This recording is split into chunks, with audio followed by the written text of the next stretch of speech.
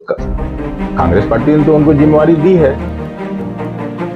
लेकिन और राहुल जी से नीतीश जी का अच्छा संबंध है। आपको किसी को गलतफहमी नहीं विपक्ष होनी के चाहिए। ज्यादातर नेताओं के पीछे ईडी है, सीबीआई लगी हुई है, वो कैसे आएंगे खुलकर मोदी के खिलाफ, बीजेपी के खिलाफ? आप जरा बताइए।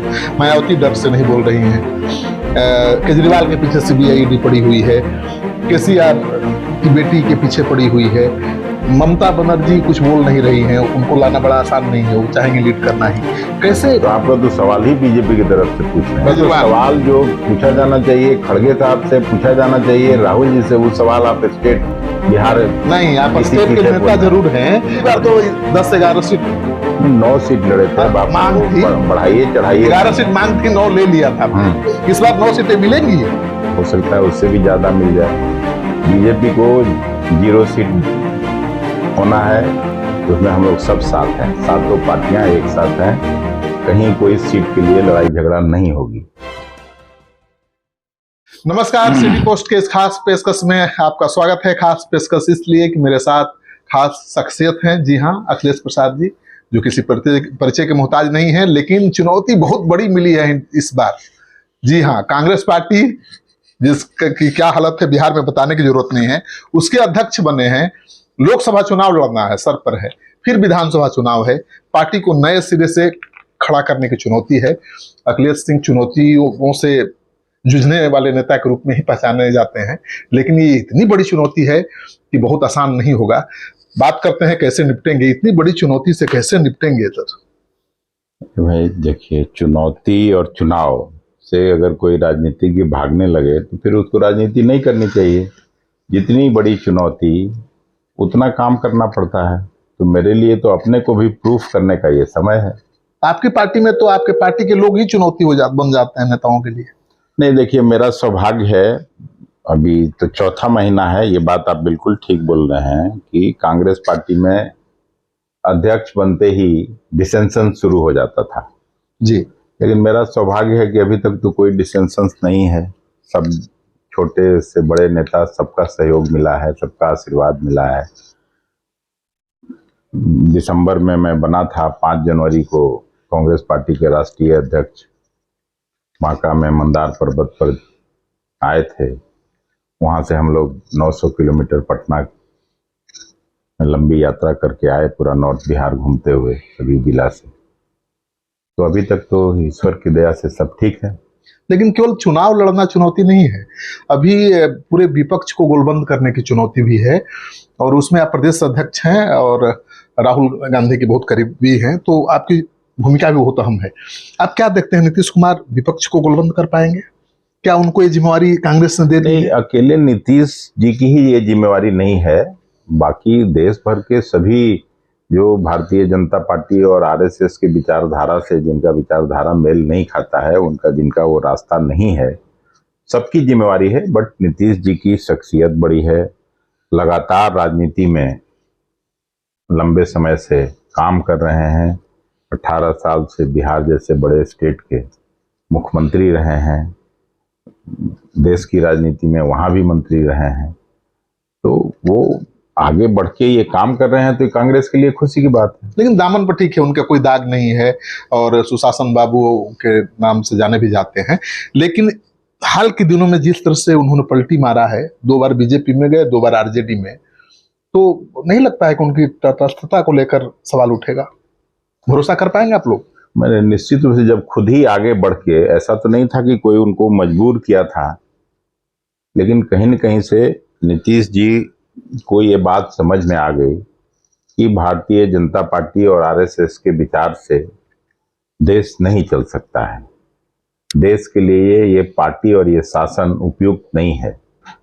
तो फिर वो इधर आए, और ऐसा नहीं है कि उधर रहने के बावजूद कभी भी वो अपना सेकुलर क्रेडेंशियल छोड़े हों। सेकुलर क्रेडेंशियल पर हमेशा काम करते रहे। भारतीय जनता पार्टी भी जब भी थी तो अक़लियत के सवाल पर उनसे उनका डिफरेंसेज होता था। क्षेत्रीय पार्टियों के अपने अपने इंटरेस्ट हैं, वो कैसे गोलबंद हो पाएंगी? क्योंकि नीतीश कुमार का जो फार्मूला है कि विपक्ष का एक उम्मीदवार हो, ठीक है, बहुत बढ़िया फार्मूला है, लेकिन विपक्ष क्या एक हो पाएगा? इसके बहुत सेक्रीफाइस करना पड़ेगा। विपक्ष निश्चित रूप से एक हो पाएगा। देश में जो स्थिति बनी है और जिस तरह से न केवल महंगाई, बेरोजगारी, भ्रष्टाचार, अभी खास करके अदानी वाले इशू पर मैं तो देखा हूँ, जिस तरह से हाउस में पहली बार संसदीय इतिहास में ऐसा पहला मौका होगा कि ट्रेजरी बेंच के लोग ही हाउस नहीं चलने दे रहे हों। और उसमें जिन पार्टियों का डिफरेंसेज भी था कांग्रेस से, जो कांग्रेस के साथ नहीं आ पाते थे, चाहे वो तृणमूल कांग्रेस हो, तेलंगाना में जो चंद्रशेखर राव जी की पार्टी है, या आम आदमी आप पार्टी हो, सब लोग एक साथ हो गए। लेकिन सर दिक्कत ये है ना कि कई लोग ऐसे हैं, नेता हैं विपक्ष के, जो लीड करना चाहते हैं, नेतृत्व करना चाहते हैं विपक्ष का। अरविंद केजरीवाल है, ममता बनर्जी ये है, सवाल केसीआर है, नीतीश कुमार हैं, कौन करेगा नेतृत्व? आप जिस सवाल को खड़ा कर रहे हैं वो कोई समस्या अभी है ही नहीं। हमको तो याद है 2004 में जब हम पहली बार लोकसभा में चुन के गए थे, उस समय कांग्रेस पार्टी की तरफ से या किसी पार्टी की तरफ से यूपीए का कोई फैसला सर्वसम्मत कोई उम्मीदवार नहीं था। मनमोहन सिंह जी बाद में बने थे, जब वाजपेयी जी हट गए। कोई संयोजक बनेगा ना सर, कन्वेनर बनेगा ना कोई?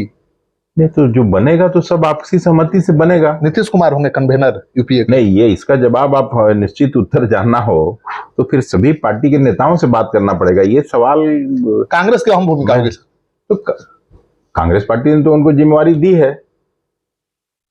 लेकिन सर, और राहुल जी से नीतीश जी का अच्छा संबंध है, आप किसी को गलतफहमी नहीं होनी चाहिए। ज्यादातर नेताओं के पीछे ईडी है, सीबीआई लगी हुई है, वो कैसे आएंगे खुलकर मोदी के खिलाफ, बीजेपी के खिलाफ? आप जरा बताइए। मायावती डर से नहीं बोल रही हैं, केजरीवाल के पीछे सीबीआई ईडी पड़ी हुई है, केसीआर की बेटी के पीछे पड़ी हुई है, ममता बनर्जी कुछ बोल नहीं रही हैं, उनको लाना बड़ा आसान नहीं है, वो चाहेंगे लीड करना ही। कैसे? तो आपका तो सवाल ही बीजेपी की तरफ से पूछ रहे हैं आप। नहीं, वो लगता है डरा के बीजेपी नहीं रखेगी, आपको नहीं लग रहा है? डर नहीं रहेगा? आप ही कहते हैं कि डरा रही है बीजेपी, सीबीआई लगा। तो बीजेपी के डराने के बावजूद ये सभी लोग जेपीसी की मांग पर कैसे एक साथ सिग्नेचर किए? ये सभी पार्टियां, जो 18-19 पार्टियां जिनका जिक्र किया मैंने, तो ये सब डराने धमकाने के बावजूद उस समय केसीआर जी के बेटी से पूछताछ और सब कुछ ये हो रहा था जी।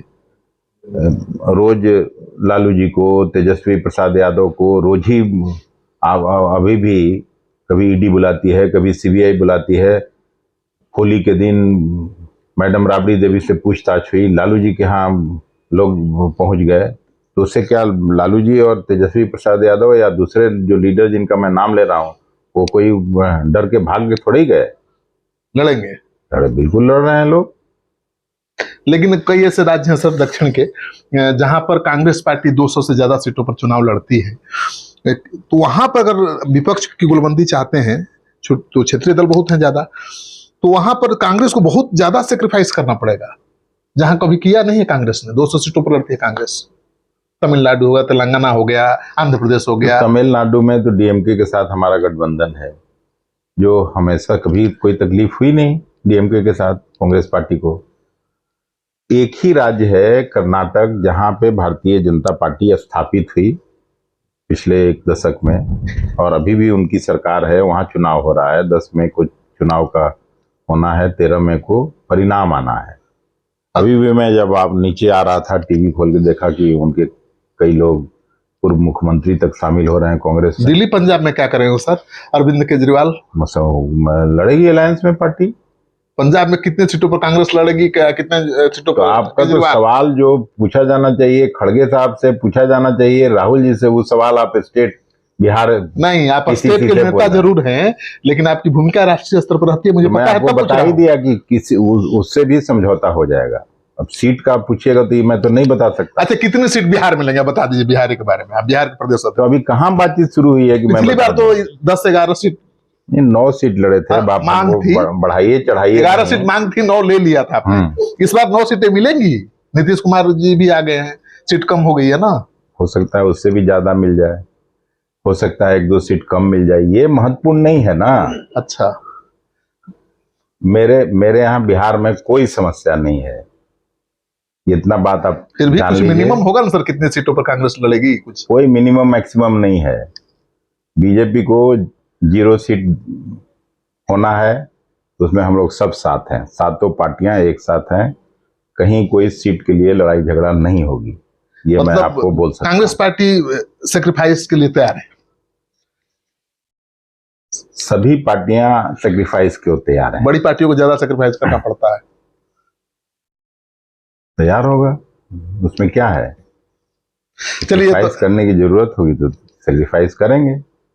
भाजपा को रोकने के लिए कांग्रेस पार्टी सेक्रीफाइस करने को हमेशा तैयार रहेगी। मांझी जी डोल रहे हैं सर। एक तरफ तो कहते हैं कि नीतीश कुमार के साथ हमेशा रहने का कसम खाया है, और दूसरी तरफ कहते हैं कि बहुत दबाव में है, लोग बुला रहे हैं, डिसीजन लेना पड़ेगा। मांझी जी का सवाल फिर आप हमसे कर रहे हैं। मांझी जी को रखना चाहते हैं? मांझी जी परिपक्व नेता हैं, अपना सब कुछ समझते हैं। नीतीश जी के साथ रह के मुख्यमंत्री बने, अभी नीतीश जी के साथ हैं तो बेटा मंत्री है। अब इससे ज्यादा राजनीति में किसी को क्या मिल सकता है? चिराग पासवान और पशुपति पारस अलग अलग हो गए हैं, उनमें से चाहेंगे किसी को साथ लाना? चिराग जी को जरूर इधर आ जाना चाहिए। जिस तरह से भारतीय जनता पार्टी का व्यवहार रहा है उनके साथ, तो जरूर आना चाहिए। उनको मिलेगा, वाजिब जगह मिलेगी? तो क्यों नहीं मिलेगी? अरे उनका जगह है बिहार में, तो जगह क्यों नहीं मिलेगी? सर, कांग्रेस महागठबंधन में बहुत दल हैं, 7 दल हैं पहले से ही, सबको जगह 8वां दल आएगा तो फिर सीट कहां से देंगे आप लोकसभा में? अब सीट देने की जिम्मेवारी तो यहाँ के नेताओं की है ना, आप पहले से क्यों डरा रहे हैं? नहीं, आप लाएंगे तो आपकी जिम्मेवारी बनेगी सीट दिलाना। पहले वो आ तो जाएं, आ जाएं तो कितनी सीट दिलवाएंगे? चिराग पासवान आ जाएंगे? अब उनसे बात होगी कि ये भी बात आपसे करना है।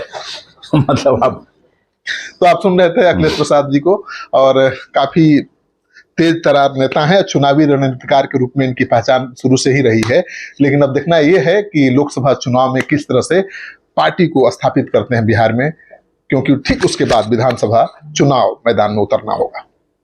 ये वीडियो अच्छा लगे तो खूब शेयर करिए दोस्तों के साथ। अगर आपने अब तक हमारा चैनल सब्सक्राइब नहीं किया है तो कर लीजिए। हम आगे भी अखिलेश जी से बातचीत का सिलसिला जारी रखेंगे।